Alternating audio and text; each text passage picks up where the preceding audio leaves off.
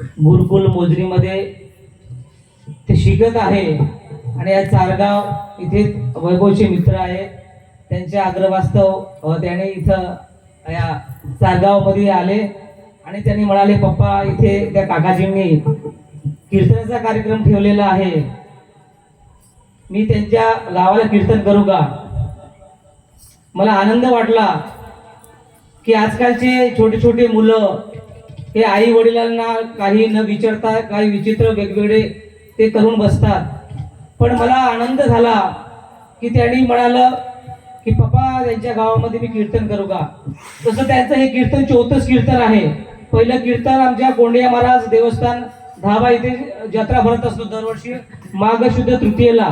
पहिलं कीर्तन तिथे झालं, दुसरं इंदिरानगर चंद्रपूर, तिसरं पुन्हा धाब्याला झालं यावर्षी आणि चौथं कीर्तन आहे. तो आता बालक ते म्हणजे शिकून राहिला आहे. काही जर त्यांच्या वाणीमधून काही चुकभूल झाली असेल तर सर्व प्रेक्षकांनी माफ करावं. आणि असे संस्कारी जर मुलाला आपलं संस्कारी जर बनवायचं असेल, घडवायचं असेल तर गुरुकुल मोजरी रविदादा मानव यांच्या आश्रमामध्ये सर्व व्यवस्था आहे. आणि ज्यांना कुणाला त्या मोजरीला पाठवायचं असेल मुलांनी, आता बहुतेक 1 मे पासून तिथे शिबिर आहे 15 दिवसाचा. त्या शिबिरामध्ये जे मुलं जातात त्यांचं ते तिथे ऍडमिशन वगैरे होतात आणि असे सर्व संस्कार तिथे लहानच्या मुलाला दिले जातात. आणि त्या संस्कारामुळे तो समोर घडत असतो की आपल्या मुलाला कसे संस्कार दिले पाहिजे, कसं राहणे पाहिजे, कसे बोललं पाहिजे, हे सर्व त्या गुरुकुलमध्ये शिकवले जातात. आणि या संस्कारातून मुलगा घडत असतो. आणि वैभव आता 8व्या वर्गात आहे. तो पहिलीपासून तो इंग्लिश मीडियम मध्येच होता, पण योगायोग त्याचं मी ऍडमिशन कर्नाटकमध्ये केलं होतं. पण योगायोग असे आले की ते ईश्वर चिठ्ठ्या टाकले. मला त्यांना एक माणूस म्हणून घडवायचं आहे. मला एकच मुलगा आहे.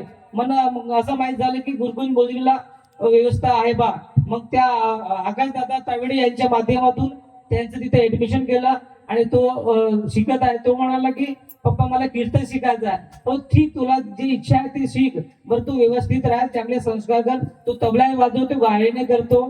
त्याचा जर संच असलेला ना, तुमचे गावचे लोक पुन्हा अजून झोपलेले आले असते. तो एकटाच आहे. पुन्हा जर 7 लोक जर आले असते ना, पूर्ण रात्र पाडले असते. आणि असेच त्या गुरुकुल मधून मुलं घडतात.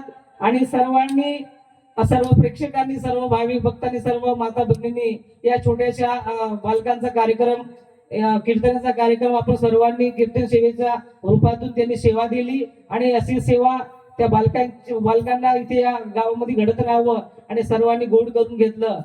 आणि समोरचा कार्यक्रम हे आयोजक मंडळाने आपलं करतील.